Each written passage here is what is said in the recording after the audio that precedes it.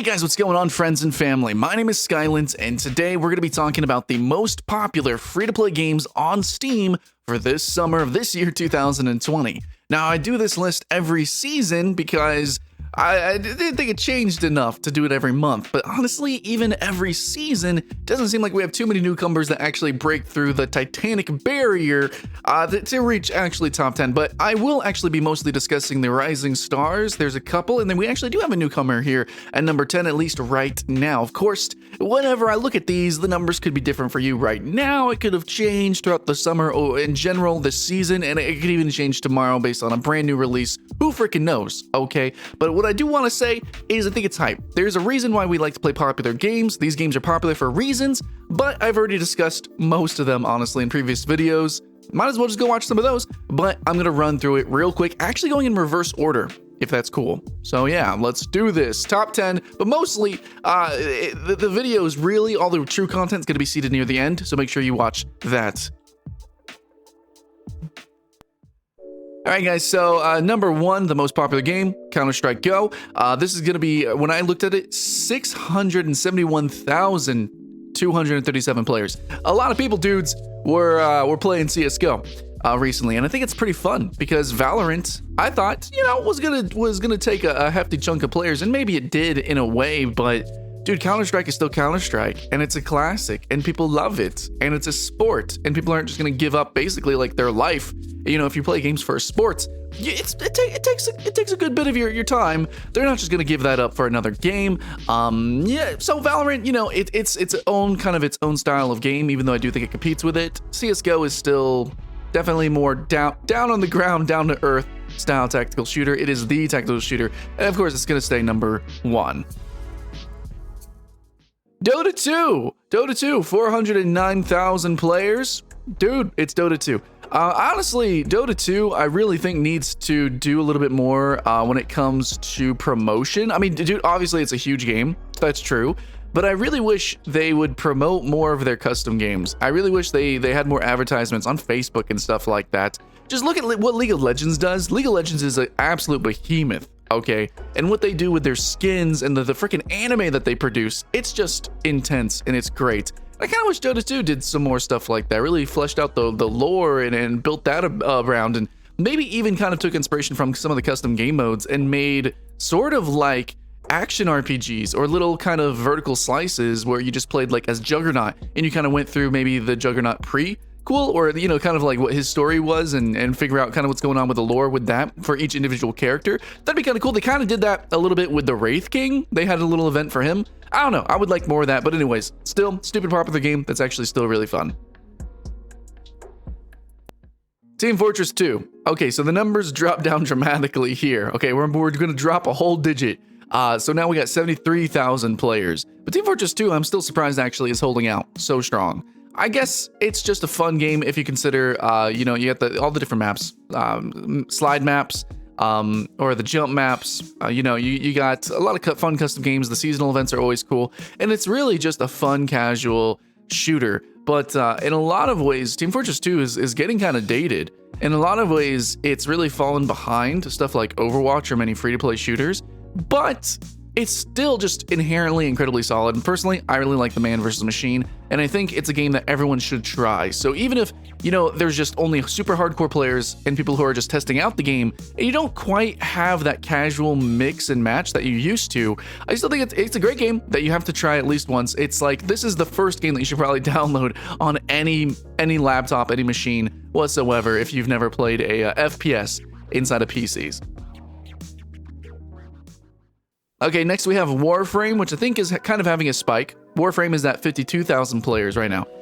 So Warframe just had a big announcement. There's going to be an open world section for the infected or the infested. Really, that's like my favorite faction in the game. I really like the story and how it's kind of unraveling with Warframe. I probably need to play it a little bit more, but I think Warframe could be higher. I think Warframe could be truly viral if it didn't have a mobile game monetization scheme, and if their updates weren't just content islands, and they were actually truly layering and really evolving the entire gameplay experience. But Warframe's kind of a little bit lazy, to be honest. They'll have radical new updates, but it's like, actually, if you really look at it, it's kind of an ocean wide and a puddle deep. Warframe definitely has some issues, but it's also kind of freaking like, it's Warframe, okay? It's the most fantastic power fantasy game on the planet, period. So that's why it deserves its player count right now, but I do think it could be a little bit better. And moving through, Path of Exile, doing pretty good, pretty solid. It's just a solid action RPG. That's it. 32,000 players, basically. Now, Path of Exile, even though it doesn't really have too many commercials, it just is a solid game, period. And they have solid updates, and there is some excitement coming up here with like kind of like the new expansion, Path of Exile 2.0, basically coming out eventually one day.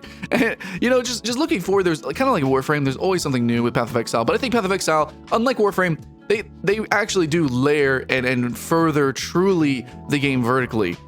So I do appreciate that, but you know, I'm actually surprised it's still so high because there's so much competition with ARPGs lately. In fact, there's entire channels kind of coming out that just talk about ARPGs. You have ARPG survival games, ARPG co-op games, ARPG, you know, roguelike games, and just basically a lot of games that feel and kind of look like Path of Exile. But dude, ain't nothing as good and solid as Path of Exile. Debatably something like Diablo 3, maybe when Diablo 4 comes out, but it really stands alone, especially, I think, as a free-to-play ARPG. It's the one to beat.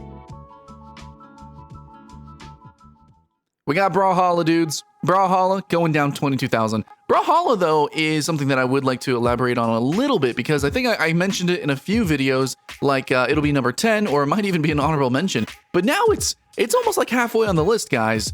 It's kind of climbing. It's kind of doing really great.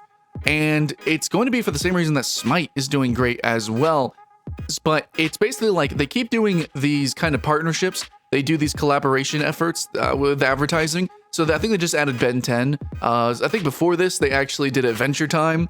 So they keep adding in these new characters. They keep updating the game. And it's actually a competitive game. And it's also a fun game. Also, they launched it on the Switch and a bunch of other platforms. And it's just a game that can be played by anyone, anywhere. This is also another PC game that I think it probably should just be on any PC. Especially if you have the kind of situation where you can, you have a Steam Link or you have some ability to cast to a TV, or you're fine with having like dates or friends come over and playing, you know, on your PC, or, you know, if you're on your Switch or whatever. It's so easy to just kind of pick up and play. It's kind of like Smash. I mean, it is a Smash-like game, but it also is the most unique Smash-like game. So it's just a really cool kind of party free-to-play PC game. Actually, let me ask you, do you guys want a list of free-to-play party games? I think I might do that. Yeah, and anyways, Brawlhalla would be one of them. Yeah, but next up we got Smite, also at 22,000 players. Smite, same exact thing as Brawlhalla. They just recently did the whole Avatar collaboration event where there's skins, different characters. You can basically turn into Aang or Zuko, Best Boy, or Korra, and that's neat. That's just neat. It's just really cool. So Smite, though, is a game I'm definitely going to come back and do a proper first look for. I'm going to play it. I'm probably going to stream it like all week, because you guys won't shut up about it in Discord, even though we've been playing a lot of League lately. Dudes, I really like Smite. Smite was the first MOBA that I really dug my teeth into, and I think a lot of you guys are the same. And honestly, I just want to keep coming back. So, just so you guys know, Smite, it is competitive, sure, but a lot of people just really love how fun it is. It's just a fun, silly, goofy game. So I would almost even consider this another party game. You know, you jump in for the arenas or joust or what have you. It's just a fun, quick action MOBA. And it was my favorite action MOBA aside from Gigantic, which was kind of teasing that a little bit. There was Paragon as well, but dude, no, Smite is the best boy. It's the best. It just hands down. And then next up we got War Thunder at 20,000 players. About 21,000 players actually. War Thunder. That makes sense. You know, so games like World of Tanks, World of Warships also was doing pretty good, but War Thunder is the one that, at least on Steam, is really soaring. Now, I think if we were to able see like the true numbers for World of Tanks, we would know that that is astronomical, but World of Tanks isn't on Steam, unless you count World of Tanks Blitz, but that's not quite the same thing. So anyways, but War Thunder is a little bit mixed combat. You can actually have tanks, you can have planes. Overall, it's very easy to control, but it still has like the pseudo-historical kind of background to it. Not pseudo-historical, like it is historical, it's also kind of an arcade simulator. It's not too hardcore. So yeah, overall War Thunder, it's fun, easy to get into, a lot of people can appreciate it. I don't like the grind, I gotta admit that, not a grindy boy, but I think it runs great, looks great, it's a fun game, and definitely should be something that everyone tries at least a little bit. Yeah, for sure. Next, we have Unturned, which is kind of surprising that's still so high, but maybe not. It's always on the list. Not too much to talk about. It's at about 20,000 players as well. Unturned is basically free-to-play DayZ, and that's pretty much it. That's as simple as it gets. Not only is it like free-to-play DayZ, but this is the only one of the entire genre that actually like survived, that is thriving, and also kind of has like a lot of mechanics that are like legitimately good, where a lot of these other games like Infection Survival Stories or, you know, a bunch of those like mixed reviews or negative reviewed games, that they just don't have them. So yeah, it looks like it's for kids. It is for kids. It's fun for the family though. But yeah, whatever. We've seen this game a lot. Not too much to talk about. It's a zombie survival game. It looks kind of like Minecraft. There it is. Okay, but finally we're getting to the meat of the video. Okay, so we saw the most popular. Okay, the order might have changed a little bit, but now we have a newcomer. So it's going to be Star Wars: The Old Republic. Now, this is probably a game that I should revisit, but to be honest, guys, there's other people that have done it better, that are going to do it and continue to play the game. You should go watch their videos. Like Lazy Peon just did a video recently. But Star Wars: The Old Republic is an MMO, and it very much was tackling World of Warcraft at the time of launch. However, you don't go up against World of Warcraft unless you're Final Fantasy XIV, apparently. No, but I think there were some issues with the game, fragmenting the player base, and it just kind of had like a schism where it just felt a little strange. It was just a little strange. Maybe people expected something more like what Final Fantasy XIV ended up being, at least with The Realm Reborn, or maybe something more akin to World of Warcraft, maybe more open world. But it really is its own thing, and I think in time people have kind of appreciated it. So it launched on Steam recently, and it has about 18,000 players when I just checked, and that's pretty good. But then again, that is a brand new launch. We'll see if this lasts, and I think it will actually, being that people kind of understand what the game is. People understand that there's a lot of content with the game, and that it's kind of fun to one and done. So this is kind of a game that you can kind of just play for the story, and in a lot of ways parallels kind of like the story, at least with Guild Wars 2, or maybe Guild Wars 2 actually kind of emulated Star Wars. I can't even really remember who really did the system first. But I actually put both of these games in a single player MMO list. So if you just want to play this game single player, you essentially kind of can. But it does have like battlegrounds, and it does have like a mechanical system that is going to be very reminiscent of World of Warcraft, but set in the Star Wars universe. Now, a lot of people are feeling weird about Star Wars because the movies lately have been ballsy, but hey, I mean, if you want some good Star Wars storytelling, apparently S2R has that for you, and a lot of people are enjoying it. I need to go and check it out fully, but when I did my first look, I actually thought it was like really decent. Wasn't the MMO I was expecting, but in terms of like, you know, an online kind of like action-y RPG kind of experience that maybe has some MMO portions to it, you know, understanding what it is, then yeah, it's like kind of hype. And now I do have an honorable mention, something that is rising and climbing. Kind of skipping some, there's a bunch of games like VR Chat and blah, blah, blah that I could talk about, but they're kind of always stagnant. But this is the one free-to-play game that actually is kind of new to Steam, that's rising. And I did mention it before, like, okay, we're going to see where it goes. Okay, it's going places, guys. Albion Online. It's sitting at 8,200 players. So definitely a drop from the Big 10, but in terms of like MMO space and in terms of like this kind of game, and also you have to consider that, you know, games do have separate launchers and stuff like that, sure, whatever, but no, on Steam, it is still telling, probably most players are playing on Steam. Albion Online is doing really good for the type of game that this is. To compare, Last Oasis, which just released, dude, that had like, I don't know, 20,000 players? It had a lot of freaking players. Virally, it might have even been much more on the day one, but now it's got much less than Albion Online. Okay, so Albion Online, recent new release, and it's really kind of growing, and I think it's going to steadily grow, and maybe it could break into the top 10, maybe. But either way, if it doesn't or does, it's doing really well basically because the game itself is doing well. Like, they are consistently updating the game. Their dev diaries are really impactful, and they're doing some really weird stuff that you're just not going to see in other MMOs. A lot of Dark Souls inspiration, and I'm just going to come out and say this, but a lot of people, you feel like, oh no, man, I hate open world PvP. Dude, really give it a shot in Albion. Albion is the MMO. I don't care. No other MMO. You can say like, oh man, Darkfall, Mortal Online. No. And I'm talking about even survival games too. No other game does open world PvP, I think, as fairly as Albion Online, in terms of the cat and mouse. A lot of other games, they don't even call it that. They call it wolf and sheep, because you have people who are too afraid to really play the game, and then you have the wolves who are just kind of incredibly toxic and just grief everyone else. But in this game, it's a cat and mouse proper. Mice have running away abilities, stealth abilities, hiding abilities. You have, you focus on gathering and stuff like that, and then you can run away. And then you have cats, who maybe are, they're focused on solo play, or they are focused on PvP and ganking abilities.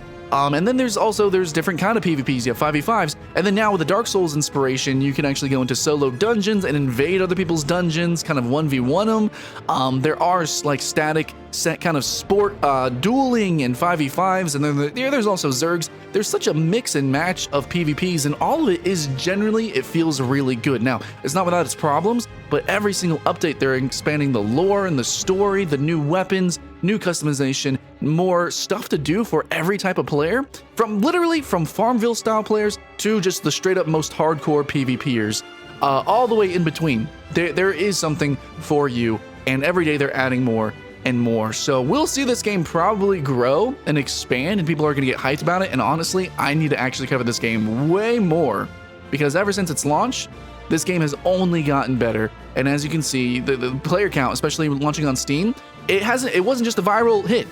It actually is growing. So that's the big one that I wanted to mention today. But that's going to be it, guys. That's just the most popular free-to-play games on Steam, as well as an honorable mention for one that's growing really quickly. But basically, the ones to really shout out today, I think, is going to be Warframe for, sticking pretty high up there. It might even grow, especially in the next update. Probably going to be big and fat. Brawlhalla and Smite doing really well with their advertisements and keeping the hype alive, as well as Star Wars The Old Republic recently launching, doing really great right now. Hopefully that sticks and stays around for the winter 2020 list that I'll do. And yeah, honorable mention for Albion Online. I would love to see that break into the top 10, and even if it doesn't, for its genre, it's doing freaking fantastic, and you guys should definitely check it out for the MMO space.